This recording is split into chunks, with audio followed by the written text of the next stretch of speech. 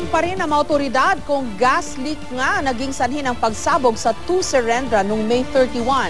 Ang DPWH o Department of Public Works and Highways naman, tinatapos na ang isinasagawang structural assessment para malaman kung pwede pang tirhan muli ang naturang building. May report si Rafi Tima. Sa mga bagong litratong ibinigay sa GMA News, mas makikita ang pinsala sa loob ng Tower B Building A ng 2 Serendra. Ayon sa mga source na nakapasok mismo sa loob, mula ground hanggang 8th floor, nasira dahil sa pagsabog noong May 31. Sa koridor ng 5th floor, laglag ang mga kisame. Sa palapag na ito makikita ang Unit 501B kung saan pinaniniwalang nagmula ang pagsabog. Nakunan din ang mga main LPG room sa basement ng building maging ang mga linya ng supply ng LPG. Sa ngayon, nakasentro na ang investigasyon sa posibilidad na gas leak ang naging sanhi ng pagsabog. At sakaling gas leak ang nangyari, ayon sa isang eksperto, kailangan daw kumuha ng forensic architect upang alamin kung paano ginawa ang gusali. Kadalasan kasi, mas ligtas ang pagkakaroon ng centralized supply ng LPG kung ikukumpara sa mga kanya-kanyang tangke ng LPG. Mas safer talaga yung ganong system rather than yung individual na LPG tank sa loob ng units.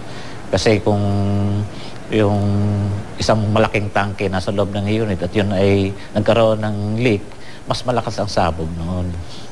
At mas marami yung chances na magkaroon ng leakage sa pagsabog. Ayon kay Architect Gabitan, dapat daw silipin ng mga otoridad ang mga pangunahing tubo ng LPG sa 5th floor. Mas malaki raw ang posibilidad na dito nagsimula ang problema at hindi sa mga tinatawag na distribution pipe na papunta sa bawat unit. Kung sa arteries lang yan, yung mga supply, yung distribution pipes ang tawag doon, medyo mahina na ang pressure doon. Hindi ganun kalakas. Sa ngayon, nananatili naman sa St. Luke's Medical Center sa Taguig si Angelito San Juan, ang balikbayan na pansamantalang naninirahan sa Unit 501B. Nagtamo siya ng 2nd at 3rd degree burns at hindi pa rin makausap. Thankfully, as of today, his breathing was normalizing. But he is still under heavy sedation. In fact, his condition is very serious enough that even the doctors themselves don't want to move him out of the ICU in order to change yung dressings ng kanyang burns.